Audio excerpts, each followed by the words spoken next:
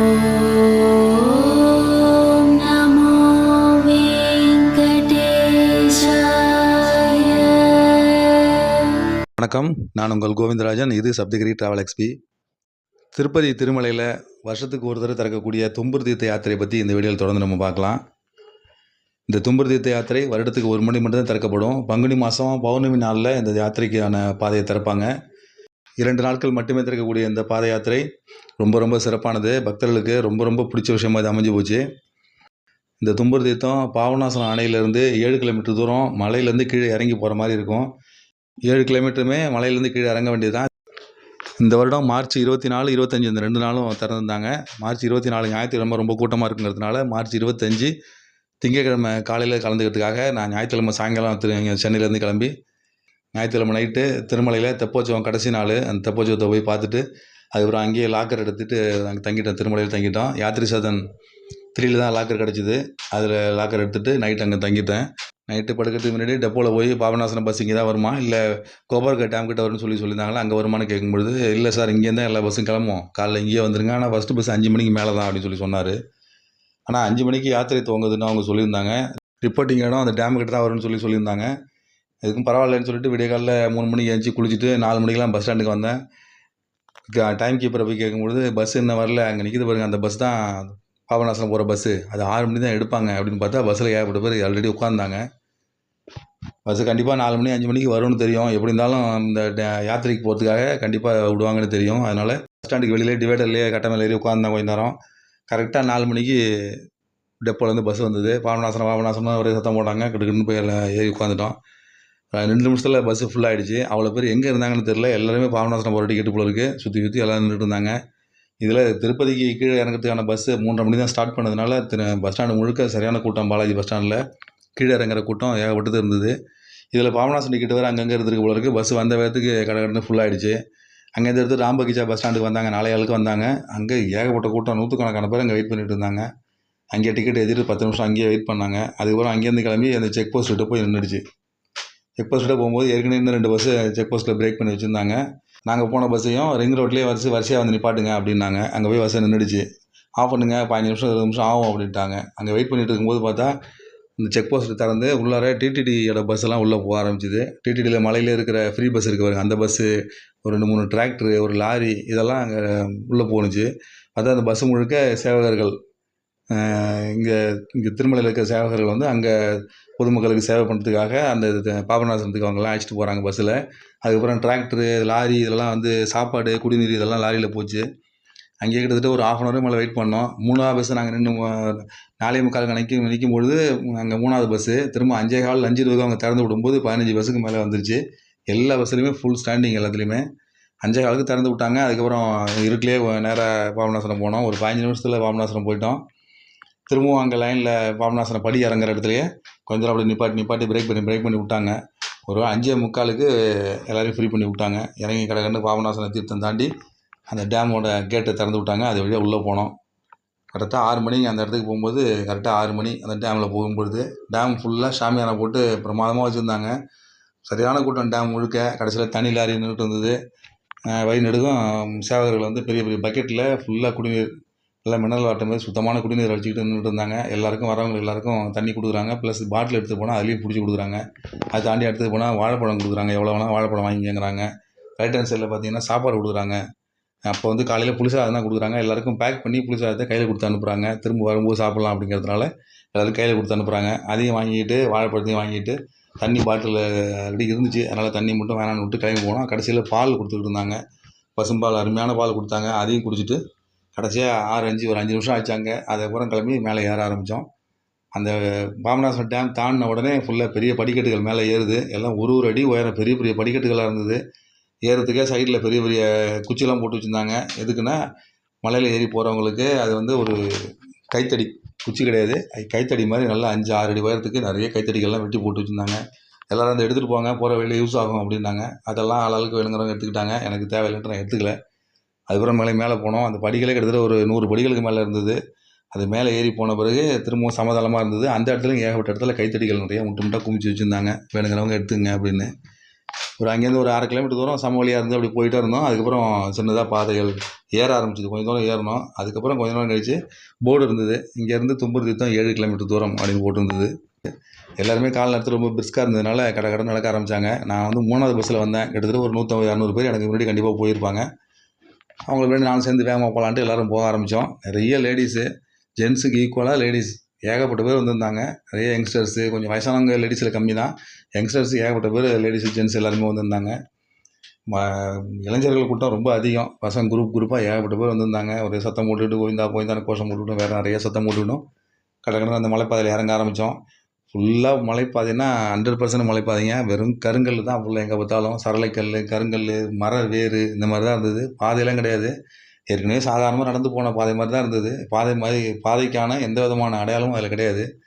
முதல் நாள் ஞாயிற்றுக்கிழமை அன்றைக்கி கிட்டத்தட்ட ஒரு 20,000 பேருக்கு மேலே நடந்து போயிருப்பாங்க. அதனால் அவங்க நடந்து போனதுனால ஓரளவு அந்த இடம் சுத்தமாக இருந்தது. இறங்க ஆரம்பித்தாங்க. அதுக்கப்புறம் தொடர்ந்து நடந்துக்கிட்டே இருக்கோம். அந்த ஃபஸ்ட்டு 2 கிலோமீட்டர் வரைக்கும் வழி நடுக்க தண்ணி வச்சுருக்காங்க. பெரிய பெரிய பக்கெட்டில் பைப்பு வருது. எங்கள் கூடயே பைப் லைன், பெரிய பைப் லைன் போட்டிருக்காங்க. அங்கங்கே டேப் வச்சு அந்த இடத்துல பக்கெட்டில் தண்ணி பிடிச்சி டம்ளரு, மக்கு எல்லாம் வச்சுருக்காங்க. வேணுங்கிறவங்க பிடிச்சி பாட்டிலில் ஊற்றிங்க, இல்லைனா குடிச்சிட்டு போங்கிற மாதிரி வச்சுருக்காங்க. ஒரு 2 கிலோமீட்டர் வரைக்கும் அந்த பக்கெட்டு தண்ணி எல்லாம் இருந்தது. 2 கிலோமீட்டருக்கு அப்புறம் தண்ணியெல்லாம் கொண்டு போகிறதுக்கு வழி கிடையாது. அதுக்கப்புறம் எதுவும் கிடையாது. அப்புறம் நம்ம தான் போகணும். அந்த மாதிரி ஆகிடுச்சு. வேணுங்கிறவங்க அதுக்கப்புறம் எந்த ஸ்நாக்ஸோ தண்ணியோ எதுவும் கிடைக்காது. அதுலேயே நம்ம வேணுங்கிறவங்க எடுத்துக்கணும். அந்த மாதிரி தான் இருந்தது. அதுக்கப்புறம் தொடர்ந்து நடக்க ஆரம்பித்தோம். ஒரு மிகப்பெரிய பாறைங்க அது. காடு, அடர்த்தியான காடுன்னு சொல்ல முடியல. அந்த இடத்துல நிறைய இடத்துல வந்து ஓப்பனாக தான் கிடந்தது. ஆனால் வெறும் பாறைகள், எங்கே பார்த்தாலும் பாறைகள் தான். கருங்கல் மேலே தான் நடந்து போகிற மாதிரி இருந்தது. செருப்பு போட்டு நடக்கிறதுக்கு சிரமமாக இருந்தது. ஷூ போட்டு நடந்து வந்தவங்க ஈஸியாக இருந்தாங்க. நிறைய பேர் செருப்பே போடாமல் கூட ஏகப்பட்ட பேர் வந்தாங்க. கால் நேரத்தில் பிஸ்காக இருந்ததுனால எல்லோரும் கடகடன்னு வேகமாக நடக்க ஆரம்பித்தோம். அதுக்கப்புறம் ஒரு கிலோமீட்டருக்கும் ஒரு போர்டு வச்சுருக்காங்க. 7, 6, 5ன்னு வரிசையாக இருந்தது. கடைசியில் 4 கிலோமீட்டர் போன பிறகு தான் அந்த பாறைகளில் நடந்து போகிறது குறைஞ்சிது. அதுக்கப்புறம் பார்த்திங்கன்னா நடந்த காடு வந்துச்சு. அந்த காட்டுக்குள்ளே நடந்து போனோம். ஒரு சைடில் வந்து மிகப்பெரிய மலைச்சரிவு. அடியில் ஒரு இடத்துல ஓடுற சத்தம் ரொம்ப ரொம்ப அற்புதமாக இருந்தது. அப்போ தான் சூரியன் உதிக்க ஆரம்பித்து அது ஒரு பக்கம் வெளிச்சம். ரொம்ப ரொம்ப அழகாக இருந்ததுங்க. அந்த அனுபவமே ரொம்ப ரொம்ப சூப்பராக இருந்தது. அந்த லொக்கேஷனும் ஃபஸ்ட் கிளாஸாக இருந்தது. ரொம்ப அடர்ந்த காடாகிடுச்சு. வெளி சத்தம் எதுவுமே இல்லை. ஒரு அந்த பாபநாசம் கிளம்புனதுலேருந்து ஒரு 10, 15 நிமிஷம் அந்த பஸ் சத்தம் மற்றதெல்லாம் கேட்டுகிட்டு இருந்தது. ஒரு 2, 3 கிலோமீட்டர் தாண்டின பிறகு வேறு எந்த சத்தமுமே இல்லை. காரைகள்லாம் தாண்டின பிறகு அடர்ந்த காட்டுக்குள்ளே போனோம். காடுனா சரியான காடுங்க. டென்ஸ் ஃபாரஸ்ட்னு தான் சொல்லணும். அவ்வளோ அற்புதமாக இருந்தது அந்த இடமே. அதில் அந்த ஓடுற சத்தம், அதில் காட்டுக்குள்ளேயே போயிட்டு இருக்கும்போது இடையில ஒரு இடத்துல சின்னதாக ஒரு கேப் இருந்தது. அந்த இடத்துல பார்த்தா சுண்டல், பூரி, கடலைலாம் விற்றுக்கிட்டு இருந்தாங்க. அவங்க இதுக்காகவே 2 பேரை மட்டும் உட்கார வச்சுருக்காங்க போல இருக்குது. அந்த இடத்துல ரோடு 2, 3 இடத்துல வேறு பிரியுது. அவங்க சொல்லி அனுப்புகிறாங்க, அந்த லெஃப்ட்டில் உள்ளே போங்க, அந்த பக்கம் போயிடாதீங்க, இது வழி கிடையாதுன்னு சொல்லி அனுப்புகிறாங்க. அது வழியாக அப்புறம் போக ஆரம்பித்தோம். குரூப்பு எல்லாம் சேர்ந்து தான் வராங்க. டக்குன்னு கேப் ஆகிடுது. அந்த மாதிரி கேப் வரும்போது அவங்க சொல்லி அனுப்புகிறாங்க, இது வழியாக போங்க அப்படின்னு சொல்லி அனுப்புகிறாங்க. அப்புறம் அது வழியாக தொடர்ந்து நடந்தோம். அப்புறம் கொஞ்சம் சமவெளியாக இருந்தது. சமவெளினா சமதளமாக இருந்தது. பாறைகள் இல்லாமல் வெறும் மண் பாதையாக இருந்தது. அப்படி ஒரு 1/2 கிலோமீட்டர் போனோம். கடைசியாக 1/2 கிலோமீட்டர் போன பிறகு ஒரு இடத்துல வெறும் பாறைகள் மறுபடியும் ஆரம்பிச்சிது. தண்ணிலாம் ஓட ஆரம்பிச்சிது. தண்ணியில் இறங்கி தான் கிராஸ் பண்ண மாதிரி இருந்தது. செருப்பு போட்டு வரவும் கஷ்டம் தான். அது தண்ணியில் நனைஞ்சு மறுபடியும் மேலே ஏறி சின்ன சின்ன ஓடை மாதிரி இருந்தது. அதெல்லாம் தாண்டி சின்ன சின்ன பாறைகளாக ஆரம்பிச்சிது. அதெல்லாம் தாண்டி போனோடனே ஒரு இடத்துல பெரிய வெள்ளத்தில் அடிச்சுட்டு வந்த மாதிரி ஏகப்பட்ட பாறை குவியலாக வரிசையாக கிடந்தது. அதை தாண்டி தான் போகணுங்கிற மாதிரி சுச்சுவேஷன் ஆகிடுச்சு. அந்த இடத்துல எல்லோரும் என்ன சொல்லிட்டாங்கன்னா, செருப்பை இருந்தால் இங்கே கட்டி போட்டு போயிடுங்க, இனிமேல் செருப்பு போட்டு உள்ளே போக முடியாது, பயங்கரமாக வழுக்கும், வரும்போது ரிட்டர்னில் எடுத்துங்கன்னு சொல்லிட்டாங்க. சரி, எல்லாருமே மேக்ஸிமம் அங்கேயே கையில் செருப்பை கட்டி போட்டு அதுக்கப்புறம் போகிறதுக்கு வழின்னு பார்த்தா வழியெல்லாம் கிடையாது. அங்கேருந்து வெள்ளத்தில் அடிச்சுட்டு வந்து பாறைகள்லாம் கிடக்கு. அது மேலே ஏறி இறங்கி தான் போகணும். அப்படி தான் வழி இருக்குது. ரொம்ப ரொம்ப டேஞ்சரான விஷயங்க அது. பாதையெல்லாம் கிடையாது. இந்த பாறையில் 3 அடி பாறை இருக்குது, 5 அடி பாறை இருக்குது, 10 அடி, 15 அடி பெரிய பெரிய பாறைகள்லாம் இருக்குது. எங்கே கேப் இருக்கோ ஏறி அந்த பக்கம் இறங்கி போகணும். அப்படி தான் அந்த வழி எல்லாமே இருக்குது. அதில் ஒரு சைடு ஏறி இறங்கி போகிறாங்க, இன்னொரு சைடு இறங்கி திரும்ப ரிட்டர்ன் வந்துட்டுருக்காங்க. அந்த மாதிரி இருக்குது. அது வழி தான் ஏறி போக ஆரம்பித்தோம். ரொம்ப ஆரம்பத்தில் கொஞ்சம் ஸ்லோவாக தான் ஏறி போக ஆரம்பித்தோம். அடுத்த ஒரு 1/2 கிலோமீட்டருக்கு அந்த மாதிரி பாறைகளில் ஏறி தான் போக ஆரம்பித்தோம். கொஞ்சம் தூரம் போனோடனே பார்த்தீங்கன்னா பெரிய மலைகள், 2 மலை, பெரிய பெரிய மலைகள், 2 மலை பெருசாக தெரியுது. அதுக்கு நடுப்புற 2 மலையும் சேராமல் நடுப்புற கொஞ்சம் கேப் இருக்குது. அது வழியாக தான் உள்ளே போகணும். அது வழியாக 2 மலைகளுக்கு நடுப்புற கேப் இருக்குது. அது வழியாக நேராக உள்ளே போனோம்னா தும்புரு தீர்த்தம் அங்கே தான் இருக்குதுன்னு சொல்லி சொன்னாங்க. அது வழியாக அந்த பெரிய பெரிய பாறைகளை தாண்டி உள்ளார அந்த மலை அடிவாரத்தை போய் தொட்டோம். அதுக்கப்புறம் சமதளமாக இருந்தது. சமதளம்னா ஃபுல்லாக பாறைகள் தான். நடுப்புற ஓடை ஒடியாந்துட்டு இருக்குது. 2 சைடும் ஃபுல்லாக பாறைகளாக இருக்குது. பயங்கரமாக வழுக்குது. பார்த்தாலே ஒரு பிரம்மாண்டமாக இருக்குது. அது வழியாக நடந்து மேலே போக ஆரம்பித்தா மேலே நிமிர்ந்து பார்த்தோம்னா தலையை சுற்றுற அளவுக்கு ஹைட்டுங்க. பிரமாதமான ஹைட்டு. மேலே வெளிச்சம், லேசான வெளிச்சம் மட்டும் அந்த மேலேருந்து வந்துக்கிட்டே இருக்குது. பயங்கர சில்னஸாக இருந்தது. சைட்லலாம் பாறைகளில் தண்ணியெலாம் சுட்டிக்கிட்டே இருக்கிற அளவுக்கு ரொம்ப அழகாக இருந்தது அந்த இடம். சில இடங்களில் குனிஞ்சு மண்டி போட்டு போகிற அளவுக்கு குனிஞ்சு குனிஞ்சு போகிற மாதிரி இருந்தது. பல இடங்களில் தண்ணி ஃபுல்லாகவே இருந்தது. இறங்கி தான் போன மாதிரி இருந்தது. ஃபோட்டோவில் கூட நீங்கள் பார்த்துருப்பீங்க. அந்த மாதிரி இறங்கி போகிற அளவுக்கு பெரிய ஒரு இடத்துல குட்டை மாதிரி தண்ணி தேங்கி இருந்தது. அதில் ஓரமாக இறங்கி நடந்து போங்க அப்படின்னாங்க. இறங்கி நடந்து போனால் இடுப்பளவு தண்ணி. அதாவது கிட்டத்தட்ட 4 அடி உயரத்துக்கு தண்ணி அதில் கிடக்குது. அது வழியாக தான் இறங்கி தான் போகணும். சில பேருக்கு உயரம் கம்மியாக இருக்கவங்கலாம் நெஞ்சளவு தண்ணி இருந்தது. அதில் தான் நடந்து போகிற மாதிரி ஆகிடுச்சு. பர்ஸு, செல்ஃபோனு எல்லாத்தையும் மேல் பாக்கெட்டில் ஒன்றா வச்சுக்கிட்டு ஜாக்கிரதையாக தான் அந்த கையில் சாப்பாடு வேறு கையில் இருந்தது. அதையும் 2 கையிலையும் எடுத்துக்கிட்டு சுத்தமாக ட்ரெஸ்ஸெல்லாம் நனைஞ்சி தான் அந்த வழியில் நடந்து போனோம். எப்படியும் ஒரு 10-20 மீட்டர் கிட்டத்தட்ட அந்த தண்ணியிலே நடந்து போய் மறுபடியும் மேலே ஏறி போனோம். அதுக்கப்புறமும் சின்ன சின்ன ஓடைகளில் இறங்கி இறங்கி போகிற மாதிரி இருந்தது. இது ஒன்று தான் ரொம்ப டெப்த்தாக இருந்தது. நடுப்புற அங்கங்கே ஓடைகள் ரொம்ப தண்ணி தேங்கி குட்டை மாதிரி நிற்கிது. ரொம்ப டெப்த்தாக இருக்கும் போல இருக்குது. வேலிலாம் போட்டு வச்சுருக்காங்க. உள்ளே போக வேண்டாம், ரொம்ப ஆபத்தான பகுதின்னு சொல்லி போர்டு போட்டு வச்சுருக்காங்க. அதையும் தாண்டி அப்படியே போயிட்டே இருந்தோம்னா ஒரு இடத்துல மறுபடியும் மிகப்பெரிய பிரம்மாண்டமாக ஒரு இடம் இப்போ ஓப்பனாக இருக்குது. இந்த இடம் தான் தீர்த்தமா அப்படின்னா, இல்லை சார் இன்னும் லெஃப்ட் திரும்பி போங்க, உள்ளே கொஞ்சம் தூரம் போகணும் அப்படின்னாங்க. திரும்பவும் அந்த பக்கம் மறுபடியும் லெஃப்ட்டில் திரும்பி உள்ளே போனால் ரொம்ப ரொம்ப அழகாக இருக்குங்க. அந்த மலை கிட்டத்தட்ட ஒரு 1/2 கிலோமீட்டர் அந்த மலை கேப்லேயே உள்ளே அந்த குகை மாதிரி இருக்குது. அதில் வந்துட்டு இருந்தோம். கடைசியாக லெஃப்ட் திரும்பி போகும்போது அந்த மலை 2 மலையும் ஒரு இடத்துல போய் ஒன்றா சேருது. அந்த சேர்கிற இடத்துல மேலேருந்து தீர்த்தமாக தண்ணி தும்புரு தீர்த்தம் மேலேருந்து கொட்டிக்கிட்டு இருக்கு. மேலேருந்து தண்ணி அந்த சேர்கிற இடத்துல கொட்டுது தண்ணி. அந்த இடத்துக்கு பேர் தான் இந்த தும்புரு தீர்த்தம். அந்த தீர்த்தத்தில் குளிக்கிறதுக்கு மக்கள் மோதுறாங்க. அந்த இடத்துல நிறைய பேர் போய் ஆர்வமாக குளிச்சுட்டு இருக்காங்க. நிறைய பேர் குளிக்கிறதுக்கு பயந்துக்கிட்டு பாட்டிலில் தண்ணி பிடிச்சிட்டு தெளிச்சிட்டு வராங்க. நம்மளும் நாங்கள் குளிக்கலாம் போல், மற்ற ட்ரெஸ்ஸு நனைஞ்சிரும், ஃபோனு பணம்லாம் எங்கே வைக்கிறதுன்னு தெரில. அதனால் தண்ணியை பிடிச்சி தெளிச்சிக்கிட்டு பாட்டிலில் குடிச்சிட்டு போய் போகும்போதே தண்ணியெல்லாம் குடிச்சாச்சு. அதனால் அந்த பாட்டிலில் அந்த தீர்த்தத்தை பிடிச்சிக்கிட்டு திரும்ப ரிட்டர்ன் அங்கேயே ஒரு பக்கத்துலேயே பாறைகள் பக்கத்தில் போய் உட்காந்துட்டோம். அவங்க பக்கத்தில் கொஞ்சம் உட்காருது. நிறைய பாறைகள் இருக்கிறதுனால அதுங்க யாரும் எதுவும் கேட்குறதில்ல. கொஞ்சம் தள்ளி போய் உட்காந்துங்க சார்னு சொல்லிடுறாங்க. அந்த இடத்த பார்த்துக்கிட்டே கொஞ்சம் தூரத்தில் போய் உட்காந்துட்டோம்னா அது வேடிக்கை பார்த்துட்டு உட்காந்துடலாம் 15 நிமிஷம் 20 நிமிஷம். அப்புறம் ஏகப்பட்ட பக்தர்கள், ஆண்கள் பெண்கள் எல்லோரும் அந்த இடத்துல போய் குளிச்சுட்டு ரொம்ப ரொம்ப சந்தோஷமாக எல்லோரும் அனுபவிச்சுட்டு வராங்க. கிட்டத்தட்ட ஒரு 2 மணி நேரம் நடந்து வந்த களைப்பே தெரியாமல் அந்த இடத்த பார்த்தோன்னே அவ்வளோ பிரமிப்பாக இருக்குங்க. அது கொடைக்கானலில் வந்து குணா குகை சொல்லுவாங்க. குணா குகைக்கு நான் ஏற்கனவே ஒரு தடவை ஆரம்ப காலத்திலேயே போயிட்டு வந்திருக்கேன். அவங்க தடை பண்ணுறதுக்கு முன்னாடியே ஒரு தடவை குணா குகைக்கு போயிட்டு வந்திருக்கோம். இதே மாதிரி தான் இருக்கும். அது 2 மலைகளும் ஒன்றா சேர்கிற இடத்துல சின்னதாக கேப் இருக்கும். அங்கே அடர்ந்த காடாக இருக்கிறதுனால சூரிய வெளிச்சம் உள்ளே வராது. சூரிய வெளிச்சம் இல்லாதனால ஃபுல்லாக கீழே ஈரப்பதமாகவே இருக்கும். ரொம்ப வித்தியாசமாக இருக்கும். அதே சேம் தாங்க இங்கேயும். ஆனால் இங்கே வெயில் நல்லா வர்றதுனால கீழே ஈரம் கிடையாது. ஃபுல்லாக மொட்டை பாறை. அடர்ந்த காடே கிடையாது. ஃபுல்லாக மொட்டை பாறையாக இருக்கிறதுனால பயங்கரமான ஒரு பாறையிலே நடந்து போகிற மாதிரி இருக்குது. ஆனால் இதோட அளவு பார்த்திங்கன்னா அந்த குணா குகை மாதிரி 3 மடங்கு 4 மடங்கு பெருசுங்க. அது அவ்வளோ பிரம்மாண்டமாக இருக்குது. பார்க்கறதுக்கு ஒரு அசந்து போகிற அளவுக்கு இருக்குது. அவ்வளோ தூரம் நடந்து வந்த களைப்பே சுத்தமாக மறந்து போச்சு. அவ்வளோ அற்புதமாக இருக்குது அந்த தும்புரு தீர்த்தம் தோற்றம். அதை பார்த்துட்டு திரும்ப அங்கேயே ஒரு 1/2 hour வெயிட் பண்ணோம். கரெக்டாக 7:45 போய் சேர்ந்தோம். 6 மணிக்கு நடக்க ஆரம்பித்து 7:45 கீழே போய் சேர்ந்துட்டோம். என் கூட வந்த குரூப்பு ஒரு 8 பேர் இருந்தாங்க. அவங்களாம் போய் குளிச்சுட்டு அங்கே வந்து வெயிட் பண்ணிட்டு இருந்தாங்க. எல்லாருமே அந்த இடத்துல ஒரு 1/2 மணி நேரம் உட்காந்தோம். திரும்ப 8:30 8:45 அங்கேருந்து திரும்ப நடக்க ஆரம்பிக்கலாம்னு சொல்லிட்டு திரும்ப அங்கேருந்து கிளம்பணும். அங்கேயே உட்காந்து அந்த 1/2 மணி நேரத்தில் கொண்டு போன சாப்பாடை சாப்பிட்டு அங்கேயே கை கழுவிட்டு தண்ணியெலாம் குடிச்சிட்டு அங்கேருந்து 8:45 திரும்ப நடக்கிறதுக்கு ஸ்டார்ட் பண்ணோம். அந்த மலையை தாண்டி அந்த மலையில் உள்ள கேப்பு அந்த குகையெல்லாம் தாண்டி வெளில வரும்போதே ஒரு 15-20 நிமிஷம் மேலே ஆகிடுச்சு. 9 மணி தாண்டிடுச்சு அந்த தாண்டி வெளில வரும்போது. அதுக்கப்புறம் பெரிய பாறைகள் அதெல்லாம் தாண்டி எப்படியும் ஒரு 1/4 கிலோமீட்டர் அந்த பாறையில் தான் ஏறி இறங்கிட்டு சர்க்கஸ் பண்ணிட்டு தான் வர மாதிரி இருக்குது. அதெல்லாம் தாண்டி திரும்ப நம்ம செருப்பு இருக்கிற இடத்துக்கு வரதுக்கு ஒரு 1/2 மணி நேரம் ஆகிடுச்சு. வந்து அந்த இடத்துல செருப்பு எடுத்துக்கிட்டு அதுக்கப்புறம் திரும்பவும் அந்த தண்ணியில் இறங்கி ஏறுறது, மறுபடியும் அந்த பாறைகள்லாம் தாண்டி சமவெளி பகுதியும் வந்து பாபநாசனம் 5 கிலோமீட்டர் அப்படிங்கிற போர்டை பார்த்தோம். 2 கிலோமீட்டர் தூரம் வரதுக்கு கிட்டத்தட்ட ஒரு 3/4 மணி நேரம் ஆகிடுச்சிங்க. 9:30 மணி ஆகிடுச்சு அந்த இடத்துக்கு வரதுக்கு. அதுக்கப்புறம் 5 கிலோமீட்டர் தூரம் போட்டிருந்தாங்க. நடந்து வரும்போது 1.25 மணி நேரம் ஆனதுனால போகிறதுக்கு கண்டிப்பாக ஒரு 2 மணி நேரம் ஆகலாம் அப்படின்னு அந்த இடத்துல நடக்க ஆரம்பித்தோம். திரும்ப போகும்போது இறங்கின மாதிரிலாம் இல்லை. வரும்போது ரொம்ப ரொம்ப சிரமமாயிடுச்சு. ஒன்று வந்து போனது விடிய காலைல போனோம். எல்லோரும் பிரிஸ்காக தூங்கியாச்சு போனதுனால கடற்கடன்னு எல்லோரும் போயிட்டோம். தவிர இறக்கம் வேறு பயமாக போயாச்சு. ரிட்டனு எல்லாம் சேர்ந்துக்குச்சு. வரும்போது வந்த டயர்டு, பொழுது விடிஞ்சிச்சு, நல்ல வெயில் ஆரம்பிச்சுட்டு திரும்ப மேலே ஏறணும், சாப்பிட்ட டயர்டு எல்லாம் சேர்ந்துக்குச்சு. வேகமாலாம் நடக்க முடியல. எல்லாருமே பொறுமையாக நடக்க ஆரம்பிச்சிட்டாங்க. அதுக்கப்புறம் திரும்ப அங்கேருந்து மேலே ஒரு கிலோமீட்டராக போர்டு தான் எங்களுக்கு ஆறுதல் மாதிரி இருந்தது. அவ்வளோ இந்த சாதாரண அலிப்பறி நடப்பாதை இருக்குது, இல்லை ஸ்ரீவாரிமெட்டு நடப்பாதை இருக்குது. அதெல்லாம் பார்த்திங்கன்னா படிகள் இருக்கும். அலிப்பறி நடப்பாதை 9 கிலோமீட்டர் வந்தாலும் சரி தான், வழிநெடுக படிகள் இருக்கும். அதனால் எந்த கஷ்டமும் தெரியாது. படிகளில் நீங்கள் பாட்டு நடந்து வந்துகிட்டே இருக்கலாம், உட்காந்து வரலாம், இதான் செய்யலாம். பட் இது அப்படிலாம் கிடையாது. ஃபுல்லாக மலைப்பாதை, கருங்கல்லும் பாறையும் கொட்டி கிடக்கு. எங்கே பார்த்தாலும் மரங்களும் கிடக்கு. அங்கங்கே மரக்கிளைகள் நீட்டிக்கிட்டு இருக்குது. அதெல்லாம் இடிச்சிக்காமல் எங்கேயும் மோதிக்காமல் சேஃப்டியாக திரும்பி மேலே ஏறி வர்றது ரொம்ப ரொம்ப முக்கியங்க. அது வழியாக நடக்க ஆரம்பித்தோம். ஒரு கிலோமீட்டர் போர்டை பார்த்துக்கிட்டு மேலே ஏறி வந்துகிட்டே இருந்தோம். 3 கிலோமீட்டர் 2 கிலோமீட்டர் வந்த பிறகு தான் கொஞ்சம் நிம்மதியாக இருந்தது. 2 கிலோமீட்டர் வரும்போதே மணி 10 மணி ஆகிடுச்சு. 2 கிலோமீட்டரில் தான் தண்ணி வசதியாக ஆரம்பிக்குது. அது வரைக்கும் எதுவும் கிடையாது. நம்ம தான் பார்த்துக்கணும்.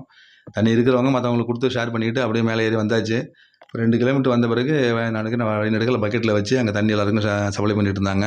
ஆளுங்க அங்கே அந்த இடத்துல உட்காந்தாங்க. உட்காந்து வரவங்களுக்குலாம் பாட்டிலில் பிடிச்சி கொடுக்குறதும் இல்லை டம்ளரில் பிடிச்சி கொடுக்குறதும் அதை கொடுத்துக்கிட்டே இருந்தாங்க. அதுக்கப்புறம் 1 கிலோமீட்டர் தூரம் வந்த பிறகு 1 கிலோமீட்டரில் எலக்ட்ரால் பவுடர் வச்சு கரைச்சி இப்போ எலக்ட்ரால் பாக்கெட் கொடுக்குறாங்க எல்லாருக்கும். எலக்ட்ரால் பாக்கெட்டை வச்சுக்கிட்டு நம்ம பக்கத்தில் பக்கெட் வச்சுருக்காங்க. அதில் போய் டம்ளரை வாங்கி அதில் கரைச்சி குடிச்சிட்டு மேலே ஏறி வரலாம். இறங்குறவங்களுக்கு அந்த எலக்ட்ரால் கிடையாது. மேலே ஏறி வரவங்களுக்காக இந்த எலக்ட்ரால் கொடுக்குறாங்க. அந்த நேரத்தில் அந்த இடத்துல எலக்ட்ரால் வந்து ரொம்ப ரொம்ப மஸ்ட்டுங்க. எல்லோரும் ஒரு 6 கிலோமீட்டர் தூரம் மேலே ஏறி வந்து பயங்கர டயர்டாக நிற்கும்போது அந்த இடத்துல எலக்ட்ரால் கொடுக்குறது வந்து ரொம்ப ரொம்ப ஒரு அருமையான ஐடியா. அது ரொம்ப டிடிடியில் ரொம்ப அற்புதமான அந்த வேலையை அதை செஞ்சுருக்காங்க. வாங்கி குடிக்காத ஆளே கிடையாது. எல்லோரும் 1 பாக்கெட் 2 பாக்கெட் வாங்கி குடிக்கிற ஆளாக இருந்தது. அதையும் சாப்பிட்டு அதுக்கப்புறம் மேலே தொடர்ந்து நடக்க ஆரம்பித்தோம். கடைசியாக அந்த சமவெளி பகுதிக்கு வந்து கடைசியாக படிகள் பெரிய பெரிய படிகளை தாண்டி கீழே பாபநாசம் டேமுக்கு வந்து அடையும் போது கரெக்டாக 10:30. திரும்பவும் 1.25 மணி நேரம். இறங்குறதுக்கு 1.25 மணி நேரம், மேலே ஏறி வரதுக்கு 1.25 மணி நேரம். கரெக்டாக அவ்வளோ நேரம் நடக்கிறதுக்கு மட்டுமே ஆச்சு. அதே மாதிரியே வரும்போதும் வழிநடுக்க அந்த பாபநாசம் டேம்லேயே பால் வாழைப்பழம் வரும்போது வேறு சாப்பாடு, ரசம் சாப்பாடு, பொங்கல் இதெல்லாம் வச்சுருந்தாங்க. வேணுங்கிறவங்க சாப்பிடுங்க, இல்லைன்னா பொங்கல் வாழைப்பழம் சாப்பிட்டு தண்ணி வழக்கம் போல் அதெல்லாம் குடிச்சிட்டு அந்த இடத்துல வேணால் கொஞ்சம் ரெஸ்ட் எடுத்துகிட்டு டேம் மேலே சாதாரணமாக அளவுடே கிடையாது. அதனால் இந்த இடத்துல வாய்ப்பு கிடைச்சதுனால அந்த டேமுக்கிட்ட நின்று தண்ணி ஃபுல்லாக இருந்தது. ஃபோட்டோ எடுக்கிறது, வீடியோஸ் இருக்கிறது அதெல்லாம் எடுத்துக்கிட்டு திரும்பவும் தண்ணிலாம் பிடிச்சிக்கிட்டு அங்கேருந்து நடக்க ஆரம்பித்தோங்க. 10:30 மணிக்கு முடிஞ்சுது. 10:30 மணிக்கு கிளம்பி அங்கேருந்து பாபநாசம் பஸ் ஸ்டாண்டுக்கு வந்தோம். இந்த தும்புரு தீர்த்த யாத்திரையில் நம்ம முக்கியமான விஷயம் பார்க்க வேண்டியது என்னென்னு பார்த்தீங்கன்னா, இதுக்கு வந்து விடிய காலையில் கிளம்பி போகிறது தாங்க பெஸ்ட்டு டைம். காலைல ஃபஸ்ட்டு பேட்ச்சு 5 மணிக்கு சொல்லியிருக்காங்க. ஆனால் 5 மணிக்கு நீங்கள் அலோவ் பண்ண மாட்டாங்க. அங்கே பயங்கர இருட்டாக இருக்குது. இருட்டில் அலோவ் பண்ணுறதுக்கு வந்து வாய்ப்பே கிடையாது. அது வந்து நல்லதும் இல்லை. லேசாக பொழுது விடிய ஆரம்பித்த பிறகு 5:45 6 மணிக்கு விட்றாங்க. அதுதான் கரெக்டான டைமாக இருக்குது. அப்போ தான் லேசாக பொழுது விடியுது. 6 மணிக்கு நீங்கள் போனாலே எங்கேயுமே நீங்கள் பிரேக் பண்ணாமல் அதிகபட்சமாக ஒரு 10 நிமிஷம் பிரேக் பண்ணிவிட்டு அப்படியே போயிட்டு இருந்தாலுமே அங்கே போய் ஒரு 1/2 மணி நேரம் எடுத்துகிட்டு திரும்ப மேலே ஏறி வந்தீங்கன்னா கன்ஃபார்மாக ஒரு 4.5 மணி நேரம் ஆகும். அது குறைஞ்சி ஒன்றுமே பண்ண முடியாது. 2 மணி நேரம் இங்கே போகிறது 2 மணி நேரம், வரது 2 மணி நேரம் பிளான் பண்ணிங்க. அங்கே ஒரு 1/2 மணி நேரம், மொத்தம் 4.5 மணி நேரம். இது குறைஞ்சி வரவே முடியாதுங்க. நாங்கள் வந்து ரொம்ப டைமே எடுக்கலை. 6 மணிக்கு கிளம்புனா 10:30 மணிக்கு வந்து சேர்ந்துட்டேன். அதுக்கே 4.5 மணி நேரம் கண்டிப்பாக ஆகிடுச்சு. அது குறைஞ்சி யாராலையும் முடியாது. அதுக்கான இந்த மாதிரி பார்த்தீங்கன்னா விடிய காலையில் 6 மணிக்கு நடக்க ஆரம்பித்தா தான் இது சாத்தியம். நீங்கள் பொழுது ஒழிஞ்சு 8 மணி 9 மணிக்கு மேலே நல்ல வெயில் அங்கே நடக்க ஆரம்பித்தோம்னா திரும்ப வரதுக்கு 4.5 மணி நேரம் ஆகாது, 6 மணி நேரத்துக்கு மேலே ஆகும். ஏன்னா வெயில் ஆரம்பிச்சிருச்சுன்னா அவங்களுக்கு நடக்கவே முடியாது. வழியில் எங்கேயுமே வந்து மரம் மட்டையே கிடையாது. கடைசியில் ஒரு 2 கிலோமீட்டர் தான் மரம் இருக்கே தவிர மீதி எல்லா இடமே பொட்டல் காடு மாதிரி தான் இருக்குது. இப்போ வழிநடுகெல்லாம் என்ன செஞ்சுருக்காங்க, டிடிலேயே வழிநடுக மரம் இப்போ கன்று வச்சுருக்காங்க. எல்லாம் ஒரு 5 அடி உயரத்துக்கு மரங்கள்லாம் வளர்ந்து வந்து நிற்கிது. இன்னும் ஒரு 2-3 வருஷம் கழிச்சு பார்த்தீங்கன்னா அந்த போகிற வழி பூரா மரம் நிழல் வரதுக்கான ஏற்பாடுகள் இப்போயே நிறைய செஞ்சு வச்சுருக்காங்க. ஃப்யூச்சரில் கண்டிப்பாக அந்த இடம் வந்து ரொம்ப அருமையாக மாறிடும்னு நினைக்கிறேன்.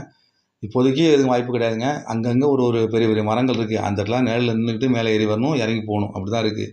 இந்த வெயில் நேரத்தில் போய் அவஸ்தைப்படுறத விட விடிய காலம் நீங்கள் போனீங்கன்னா கண்டிப்பாக கொஞ்சம் சுலபமாக இந்த தீர்த்த யாத்திரையை முடிச்சுட்டு வரலாம். ரொம்ப ரொம்ப ஒரு அருமையான யாத்திரைங்க அது. இதில் டிடிடி வந்து இதில் போகிறதுக்கு என்ன கட்டுப்பாடு விதிச்சிருக்காங்கன்னா 60 வயசுக்கு மேலே உள்ளவங்கள அலோடு கிடையாதுங்கிறது மட்டும்தான் அவங்க சொல்லியிருக்காங்க. வேறு எந்த கட்டுப்பாடுகளும் கிடையாது. ஆண்கள் பெண்கள் எல்லாருமே போகலான்னு சொல்லியிருக்காங்க. 10 வயசுக்குள்ளே உள்ள குழந்தைகள் அலோடு கிடையாது. 60 வயசுக்கு மேலே உள்ள வயதானவர்கள் கிடையாதுன்னு மட்டும் சொல்லியிருக்காங்க. ஆனால் அந்த இடத்துல ஆதார் கார்டு கேட்பாங்க, வயசுக்காக கேட்பாங்கன்னு சொல்லிட்டு நாங்கள் எடுத்துகிட்டு தான் போனோம். அதெல்லாம் எதுவுமே கேட்கல. ரொம்ப வயசானவங்களை மட்டும் நிப்பாட்டி கேட்குறாங்க, வயசு என்னன்னு கேட்குறாங்க. இல்லை நாங்கள் போகணும் சார்னு சொன்னாங்கன்னா உங்களுக்கு வில் பவர் இருந்தால் போங்க, திரும்பி வரும்போது 7 கிலோமீட்டர் ஏறி வரணும், அதனால் அதை மட்டும் ஞாபகம் வச்சுட்டு போங்கன்னு சொல்லி அனுப்புகிறாங்க. இதில் ரொம்ப முக்கியமான விஷயம் இன்னொன்று என்னென்னு பார்த்தீங்கன்னா, இந்த பாதையில் நீங்கள் போகும்போதும் சரி வரும்போதும் சரி எங்கேயுமே நீங்கள் வந்து கீழே விழுந்துடாமலோ இல்லை அடிக்கடி பட்டுறாமலோ ஜாக்கிரதை திரும்புவாங்க. இது ரொம்ப ரொம்ப மஸ்ட்டு. ஏன்னா நீங்கள் போகிற வழியில் இங்கே அடிபட்டு திரும்ப நடக்க முடியாமல் போயிடுச்சுன்னா திரும்ப தூக்கிட்டு வரதுக்குலாம் வழியே கிடையாதுங்க. நீங்களாக தான் எப்படியோ முட்டி மோதி வந்தாகணும். மற்ற இடங்களில் இருக்கிற மாதிரி டோலி வச்சு தூக்கிட்டு வரதோ இல்லை ஆளுங்களை வச்சு ஸ்ட்ரெச்சர் வச்சு தூக்கிட்டு வரதோ இதுக்கெல்லாம் வாய்ப்புகள்லாம் எங்கேயுமே கிடையாது. கீழே நீங்கள் அடிபட்டு பாறையில் அடிபட்டுடுச்சு, கால் நடக்க முடியல அப்படின்னாலும் நீங்கள் தான் தலையை தொங்கி தான் மேலே ஏறி வந்தாகணும். வேறு ஆப்ஷனே கிடையாது. அதை விட முக்கியம், பாபநாசத்துலேருந்து கீழே நீங்கள் தும்பூர் தீர்த்தம் போகிற வரைக்கும் செல்ஃபோன் சிக்னலே கிடையாது. ஏதாவது 1-2 சிக்னல் அப்பப்போ ஒன்று வருதே தவிர சுத்தமாக செல்ஃபோன் சிக்னலே கிடையாது. யாருக்கும் எந்த உதவியும் நீங்கள் கேட்கலாம் முடியாது. கீழே நீங்கள் தும்பூர் தீர்த்தம் போன பிறகு அந்த இடத்துல நிறைய ஆளுங்க, செக்யூரிட்டி ஆளுங்க போட்டு வச்சுருக்காங்க, போலீஸ் இருக்காங்க. அது தவிர செக்யூரிட்டி நிறைய பர்சன்ஸ், ஏகப்பட்ட பேர் இந்த பாதுகாக்கிறதுக்காகவே, இந்த மக்களை பாதுகாக்கிறதுக்காகவே ஏகப்பட்ட ஜென்ஸ் அங்கே இருக்காங்க. யங்ஸ்டர்ஸ் எல்லாருமே அவங்க வந்து டைரெக்ஷன் கொடுக்குறாங்க. இந்த இடத்துல போங்க, அந்த இடத்துல போங்க, அந்த வழி இந்த இடத்துல பள்ளமாக இருக்குது, இந்த வழியாக வராதிங்கலாம் சொல்லி நிறைய டைரெக்ஷன் பண்ணுறாங்க. பள்ளத்துலேருந்து மேலே தூக்கி விடுறதுலாம் அவங்க தான் கை கொடுத்து மேலே தூக்குறாங்க. எல்லா பக்தர்களுமே ஏற முடியாத எந்த இடத்துல இருக்குன்னு தெரிஞ்சு வச்சுக்கிட்டு அந்த இடத்துல எல்லாருமே கை கொடுத்து மேலே தூக்குறாங்க. இறங்கும்போது ஏத்தாப்புல நிற்கிறாங்க. கண்டிப்பாக கீழே விழுவாங்கன்ட்டு ஏத்தாப்புல நிற்கிறாங்க. அதே மாதிரி தாங்கி பிடிச்சி இறக்கி விட்றாங்க. இந்த மாதிரி வேலைகள்லாம் செய்யறதுக்கு அந்த தும்பூர் தீர்த்தத்தில் நிறைய ஆளுங்க நிற்கிறாங்க. பெண் போலீஸ் கூட அந்த இடத்துல இருக்காங்க. தும்புரு தீர்த்தம் வருது பாருங்கள், அந்த தீர்த்தம் வர்ற இடத்துல பெண் போலீஸ் நிற்கிறாங்க. ஏன்னா பெண்கள்லாம் போய் நின்னாங்கன்னா அவங்கள பிடிச்சி இந்தாண்ட இழுக்கிறதுக்காக அங்கேயும் பெண் போலீஸ் நிற்கிறாங்க. ஆனால் யாராலையும் உங்களை திரும்ப அங்கேருந்து தூக்கிட்டுலாம் வர முடியாது. நீங்கள் தான் ஏறி வரணும். ஏன்னா அதுக்கான தூக்கிட்டு வரதுக்கான வழிகள்லாம் எதுவுமே கிடையாது. அதனால் நீங்கள் போயிட்டு திரும்ப வர்ற வரைக்கும் 100% சேஃப்டியாக திரும்பி வர்றது ரொம்ப ரொம்ப மஸ்ட்டு. அதை மட்டும் நீங்கள் பார்த்துங்க. ஏன்னா சர்வசாதாரணமாக கீழே விழுறாங்க அந்த இடத்துல. பாறைகள் மாதிரி சொன்ன பாருங்கள், அந்த இடத்துல திடீர் சத்தம் கேட்டுகிட்டே இருக்கு. இந்த பக்கம் ஒருத்தன் விழுறாரு, அந்த பக்கம் ஒருத்தர் விழுறாரு, ஒருத்தன் செல்ஃபோனை கீழே போடுறாரு, ஒருத்தர் சாப்பாடு போடுறது கீழே போடுறாரு. இந்த மாதிரி நிறைய தொடர்ந்து நடந்துக்கிட்டே இருக்குது. எல்லாருமே ரொம்ப ரொம்ப கேர்ஃபுல்லாக போயிட்டு வர வேண்டிய ஒரு அருமையான ஒரு டூருங்க அது. இந்த தும்புரு தீர்த்தத்தை பொறுத்த வரைக்கும் இது வந்து ஒரு ஆன்மீக டூர் தான். ஆனாலும் இது வந்து மிகப்பெரிய ஒரு அட்வென்ச்சர் டூருங்க அது. அப்படி தான் சொல்லணும். அது ரொம்ப சாகச டூர்னு தான் சொல்லணும். அது காட்டுக்குள்ளே நடந்து போகிறதே ஒரு சாகசம் தான். அதுவும் இந்த வெறும் பாறைகளாக இருக்கிற படிகள்லாம் கிடையாமல் வெறும் பாறைகள்லேயே நடந்து போகிறதுங்கிறது வந்து ரொம்ப ரொம்ப ஒரு அற்புதமான விஷயம். அதையும் தாண்டி கடைசியாக மழையில் அடிச்சுட்டு வந்த அந்த வெள்ளத்தில் வந்த பெரிய பெரிய பாறைகள் மேலே ஏறி இறங்கி அதுக்கப்புறம் அந்த மிகப்பெரிய அந்த குகை மாதிரி இருக்கிற அந்த தும்புரு தீர்த்தத்தை போய் பார்த்துட்டு வர்றது வாழ்க்கையில் ஒருவருக்கும் மறக்க முடியாத ஒரு அனுபவங்க அது. ரொம்ப ரொம்ப அற்புதமான அனுபவங்க. இந்த மாதிரி எங்கேயுமே நான் பார்த்துருக்க முடியாது. இந்த மாதிரி பெரிய பெரிய குகைகள் இதெல்லாம் பார்க்கணுன்னா நீங்கள் மிகப்பெரிய மலைத்தொடருக்கு போனால் தான் பார்க்கலாம். இந்த மாதிரி ஒரு சின்ன மலைத்தொடர்களில் இவ்வளோ மாதிரி இடத்த பார்க்கவே முடியாது. வழியில் இருந்துச்சுன்னா இது மிகப்பெரிய டூரிஸ்ட் ஸ்பாட் ஆகிடுங்க. அந்த மாதிரி ஒரு இடம் அது. அந்த தீர்த்த யாத்திரைன்னு வச்சுட்டு அடர்ந்த காட்டுக்குள்ளே இருக்கிறதுனால வருஷத்துக்கு ஒரு தடவை மட்டும் அலோவ் பண்ணிவிட்டு டிடிடியில் அந்த இடத்த ஒரு அழகாக மெயின்டைன் பண்ணுறாங்க. அந்த இடத்த அந்த பஸ்ஸில் போகும்போதே ரிட்டனுக்கு சேர்த்து டிக்கெட் வாங்கிடுறாங்க. 75 ரூபா டிக்கெட்டு, அப் அண்ட் டவுன் சேர்த்து ஒரே டிக்கெட்டாக கொடுத்துட்றாங்க. நீங்கள் அதனால் ரிட்டன் டிக்கெட்லாம் வாங்க வேண்டிய அவசியம் இல்லை. அந்த டிக்கெட்டை கையில் வச்சுருந்தீங்கன்னா போதும். ஆனால் ரிட்டன் வரும்போது கண்டிப்பாக டிக்கெட்டு கேட்பாங்க. நல்லா பத்திரமா டிக்கெட்டு திரும்ப எடுத்துகிட்டு வந்துடுங்க. அங்கே போய் தண்ணியில் நனைஞ்சு போச்சுன்னா திரும்ப நீங்கள் ரிட்டனுக்கு காசு கொடுத்து டிக்கெட் எடுக்கிற மாதிரி ஆகிடும். அதை மட்டும் பார்த்துங்க. அந்த மாதிரி ஒரு தீர்த்த யாத்திரை வருஷத்துக்கு ஒரு தடவை திறக்கிற யாத்திரையை உங்களுக்கு வாய்ப்பு இருந்ததுன்னா அடுத்த வருஷம் கண்டிப்பாக போய் இதை கலந்துட்டு வாங்க. விடிகாலில் போனீங்கன்னா ஓரளவு சுலபமாக போய் அந்த தீர்த்த யாத்திரையை முடிச்சுட்டு அந்த தும்புரு தீர்த்தத்துலேயும் குளிச்சுட்டு வரலாம். குளிச்சுட்டு வரதுக்கான வாய்ப்புகள் அங்கே இருக்குது. அதுக்கு தகுந்த மாதிரி நீங்கள் பிளான் பண்ணிட்டு போனீங்கன்னா அந்த மாதிரி செய்யுங்க. இல்லைன்னா அங்கே தலையில் தண்ணி தெளிச்சுட்டு திரும்பி வந்துடலாம். அந்த இடத்த பார்க்கறதுக்காகவே கண்டிப்பாக அந்த யாத்திரையை வருஷத்துக்கு இந்த யாத்திரையை நம்ம வாழ்நாளில் ஒரு தடவையாவது போய் பார்த்துட்டு வரலாம். இந்த மாதிரி ஒரு முக்கியமான இந்த மாதிரி ஒரு சிறப்பான அப்டேட்ஸோடு உங்களை மீண்டும் சந்திக்கிறேன். என்னோடய சேனலை சப்போர்ட் பண்ணுங்கள். உங்களுக்கு பிடிச்சிருந்ததுன்னா அதை லைக் பண்ணுங்கள். உங்கள் நண்பர்களுக்கும் அதை ஷேர் பண்ணுங்கள். நன்றி, வணக்கம்.